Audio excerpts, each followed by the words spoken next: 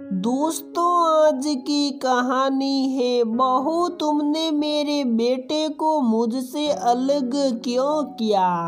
दोस्तों, कहानी शुरू करने से पहले अगर आपने हमारे चैनल को सब्सक्राइब नहीं किया है तो सब्सक्राइब कर लीजिए ताकि आपके पास पहुंचे हर नया वीडियो।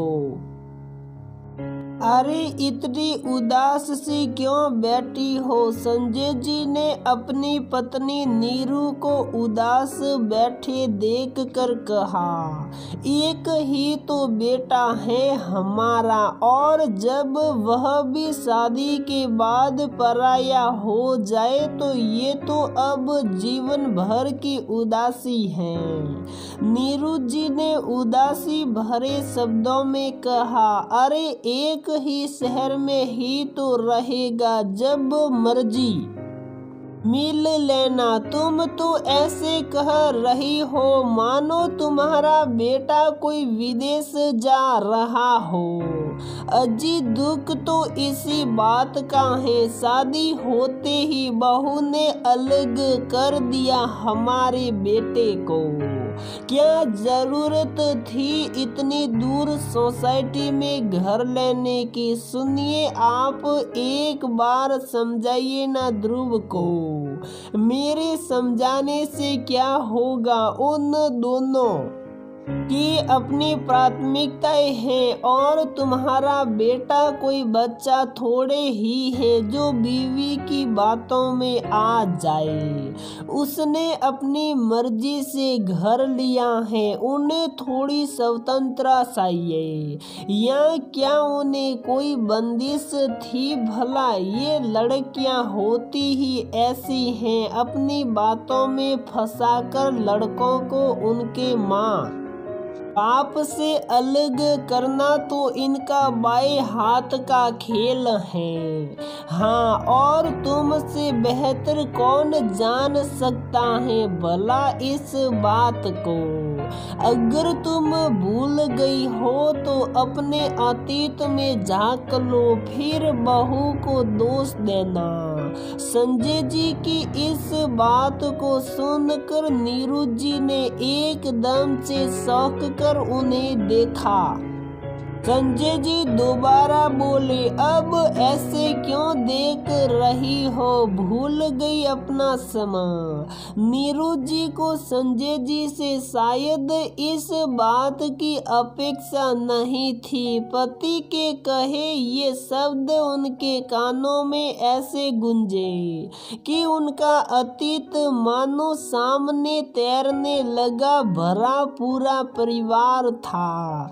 जब वह नई नवेली दुल्हन बनकर संजय जी के घर में आई थी, सास ससुर जेठ जेठानी सब लोग कितना प्यार करते थे नीरू से।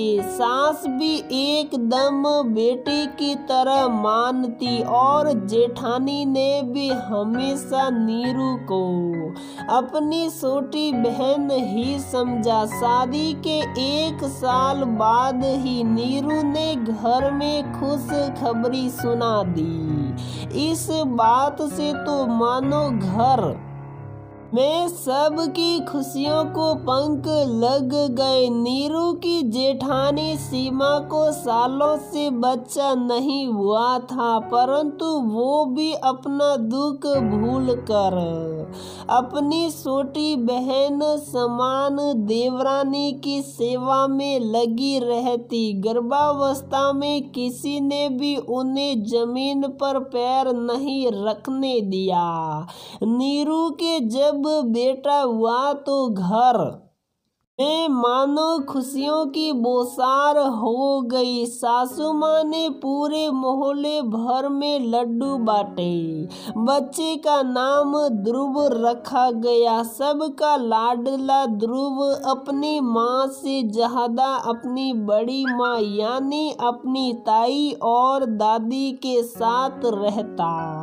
परंतु कहते हैं ना कि समय सबका एक सा नहीं रहता। उनके परिवार की खुशियों को मानो किसी की नजर लग गई। एक दिन अचानक ही घर के बड़े बेटे के एक्सीडेंट हो जाने से मृत्यु की खबर ने पूरे घर को हिला डाला। पल भर में ही सबकी खुशियां सीन चुकी थी। माँ बाप, भाई, पत्नी सबके रो रो के आंसू सूख चुके थे। घर की सारी जिम्मेदारी छोटे बेटे संजय पर आ गई थी। उन्होंने अपने भाई की जिम्मेदारियों को निभाते हुए अपने माँ बाप और भाभी का पूरा ध्यान रखा। कुछ समय तक तो ठीक था, परंतु माँ बाप और भाभी के प्रति जो फर्ज संजय निभा रहे थे वो धीरे धीरे नीरू की आंखों में चुभने लगे। उन्हें ये लगने लगा कि अगर वह यहाँ रहेंगे तो सिर्फ अपने परिवार के हो जाएंगे, मेरी तो उन्हें कोई चिंता ही नहीं रही। जबकि संजय तो अपने भाई की कमी को पूरी करने की कोशिश कर रहे थे।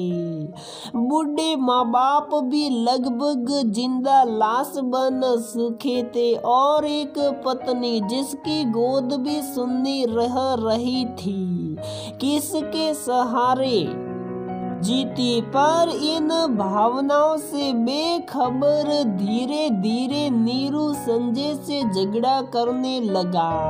उनको हमेशा यही कहते कि हम अपना घर लेंगे, यहाँ से चलो, ट्रांसफर ले लो। ये बातें भाभी के कानों तक भी पहुंची। उन्होंने खुद के पैरों पर खड़ा होने के लिए समय रहते जी जान से पढ़ाई की और उन की सरकारी नौकरी लग गई। मगर नीरू अभी भी अपनी बेसिर पैर की बात से टस से मस नहीं हुई और आखिर कभी जोर देकर, कभी घुमा फिरा कर या कभी अपनी कसम देकर संजय जी को ट्रांसफर लेने पर मजबूर कर दिया और दूसरे शहर में घर ले लिया।